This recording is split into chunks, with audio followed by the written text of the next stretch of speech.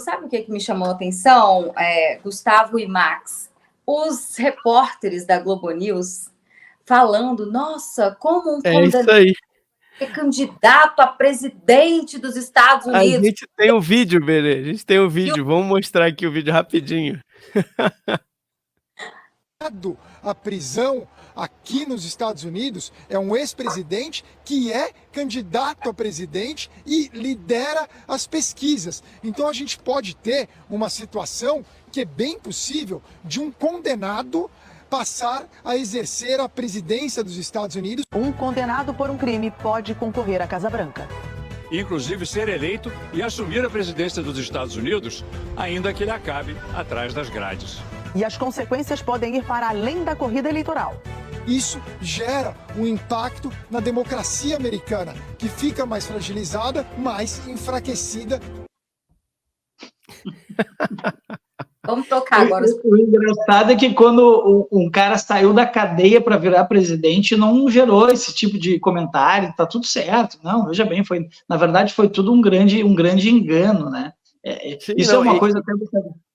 Pode falar. É uma condenação em primeira instância. O Lula foi condenado em 3 instâncias, só no caso ali do triplex. E por questões completamente diferentes, né? Aqui há, digamos assim, um rio, um mar de provas, de testemunhas, de documentos que comprovam o maior esquema de corrupção. Mas veja que interessante, aqui a gente teve, a Lava Jato precisou ser, digamos assim, ressignificada juridicamente, então houve várias descondenações, a começar pelo do Lula, e aí vieram outras tantas, inclusive na semana passada, e aí a mídia faz também o seu papel, fazendo a releitura de tudo isso, dizendo que na verdade não foi bem assim, e por fim, semana passada nós tivemos no Festival de Cannes, o lançamento de um documentário dirigido pelo diretor Oliver Stone, que já ganhou Oscars e tudo mais, é um esquerdista de carteirinha, falando sobre a Lava Jato, dizendo que o Lula foi perseguido.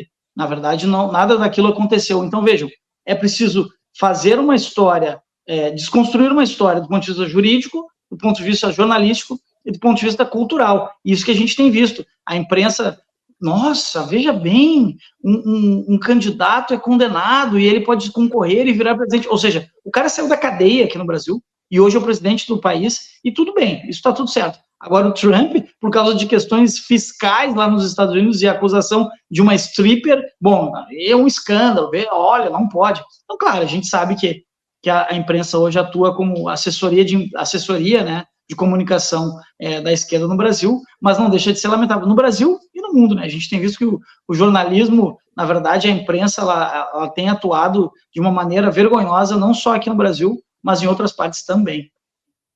E sabe que eu não me esqueço, na época do debate ali presidencial, né, em 2022, a frase do William Bonner, ela nunca mais vai sair da minha cabeça.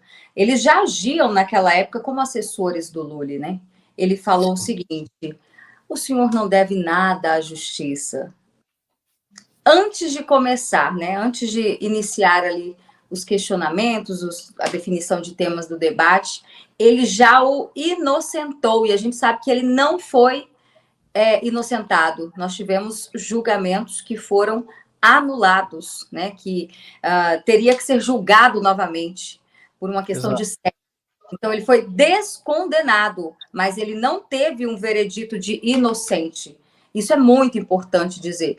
E aí, agora, eles virem falar que um condenado não pode ser presidente? E aqui no Brasil?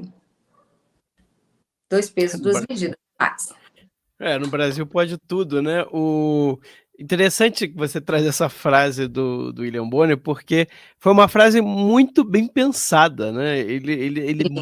Gente, é muita pilantragem, porque ele mediu muito bem as palavras dele, no sentido de que, mas eu não disse que ele é inocente dos crimes que ele foi condenado. Eu só disse que hoje ele não deve mais nada à justiça, ou seja, a justiça já anulou.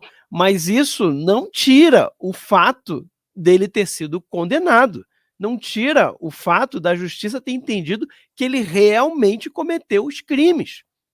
Porque o problema não era a matéria do julgamento, as evidências, nada disso. Era uma questão processual. Então não muda nada o mérito daquilo que foi julgado e do qual ele foi condenado. Mas é óbvio que a malandragem tá, que ele sabe que a população média do Brasil não vai entender isso. Ela vai ouvir o que ele está dizendo e vai entender que ele é inocente. Gente, jornalismo tem disso. E Tá? isso, Óbvio, é pilantragem, né? Pilantra, mas tem. Ele mede as palavras, ele diz uma coisa, mas ele sabe que a pessoa que está ouvindo vai entender outra coisa.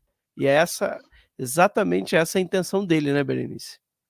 e isso tem um peso muito grande, né? Nós estamos falando do William Bonner, que até então, quando eu ainda estudava jornalismo na faculdade, era um dos meus maiores ídolos. Então, quando a gente está assistindo um debate, né, no horário nobre, num dia em que todos os olhos estão voltados para aquilo, né, para esse debate que estava sendo tão esperado, aí o jornalista principal da emissora fala isso, tem um peso, né? As pessoas atribuem isso a uma credibilidade. Jamais ele vai mentir, né? Então, assim, ele realmente pesou muito bem as palavras. E é isso que o jornalismo hoje em dia faz, né? Principalmente esse jornalismo militante. Eles fazem um malabarismo com as palavras, eles maqueiam, né? De uma forma, principalmente, vou dar um exemplo simples, os dados do desemprego, né? Eles conseguem fazer de um jeito, trazer como se fosse bom, que tivesse muito bom, quando na verdade, se for comparar com anos anteriores, a gente está indo de mal a pior, né? O número de pessoas desempregadas vem crescendo cada dia mais. Só que eles fazem de uma forma, né? Colocam as palavras ali e acabam enganando as pessoas. Muita gente só lê o título, não lê o corpo da matéria.